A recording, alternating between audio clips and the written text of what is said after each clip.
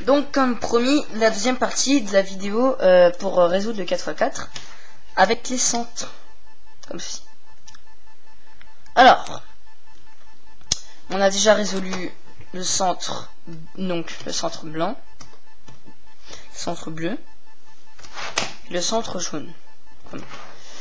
Et donc maintenant, on peut plus faire n'importe quoi. C'est-à-dire qu'en fait, on pourrait pas forcément mettre un centre orange là. Pourquoi non, excuse-moi. Un centre vert ici, là sur son côté, donc à droite. Il faut que ça soit comme le truc 3 par 3 par 3. Donc on va mettre, donc, on va pas pouvoir faire n'importe quoi. C'est-à-dire que ici, on va mettre un centre rouge. On va devoir faire un centre rouge. Non, même si on peut faire un centre orange, on va faire un centre rouge. Sinon, on ne pourra jamais faire le 4 par 4.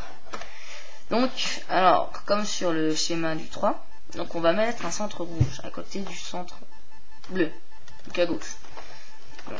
Donc j'ai un petit carreau là, un petit carreau là. Donc là, comme des faces, donc il y a une face susceptible. Donc la face bleue est susceptible.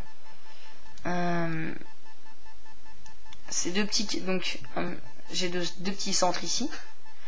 Eh bien, on va faire la même tactique que sur le bleu, donc le jaune et blanc, en fait. Donc ce petit carreau là va lui piquer sa place à lui là. Donc lui il va se faire voler sa place, il va lui voler sa place. Donc je tourne, il vole sa place. Comme ces deux-ci vont devoir revenir, donc ces deux couronnes vont devoir revenir. Et ces deux-ci ne bougeront pas, donc je mets ici et comme ça, ça ne bougera pas. Les deux couronnes reviennent. Et là, nos deux centres sont là. Ensuite, j'ai juste... donc je fais exactement la même chose. Donc je tourne, j'aligne les deux centres. Les deux centres là vont piquer la place à ces deux-là. Donc je leur pique leur place. Comme les deux couronnes du bas vont devoir revenir, je me mets sur les deux couronnes du haut. Les deux couronnes du bas reviennent. Et le centre rouge est fait comme sur le 3x3 à gauche du centre bleu. Maintenant, dernier cas. Donc ici on va avoir un centre orange à faire.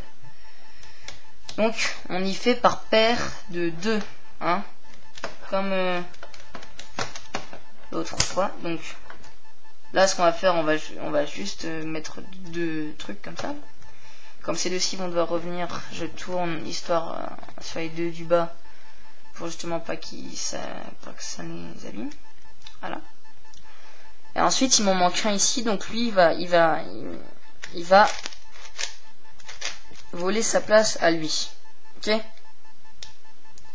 Donc il lui vole sa place.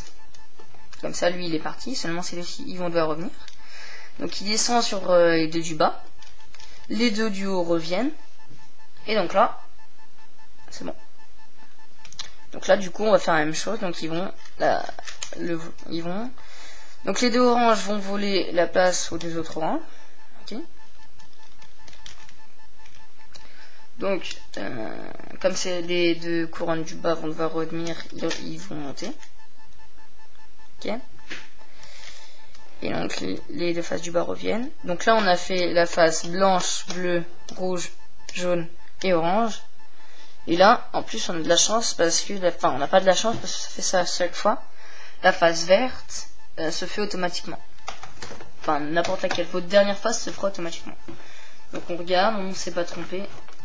Non, on ne s'est pas trompé. Donc on a là, on n'aura plus besoin du 3x3 en fait. Parce que c'était juste pour les centres qu'on avait besoin du 3x3. Après le reste on en aura pas besoin. Donc allez, maintenant on va passer la différence aussi du 3x3 au 4x4, c'est que sur le 3x3 chaque arête était unique. Avec sur le 4x4 chaque arête a son double en fait. Regardez, vert, bleu, blanc, vert, blanc. Et donc on va aligner toutes ces arêtes en fait. Comme ceci, je vous montre vite fait. Donc, attends. Donc là voilà, je vois ces deux arêtes là, genre voilà. Hop, tac. Alors, elles sont à côté. Je monte, tac, tac, tac. Et donc là, les deux sont alignés. Bon allez, à tout à l'heure, enfin à la prochaine vidéo.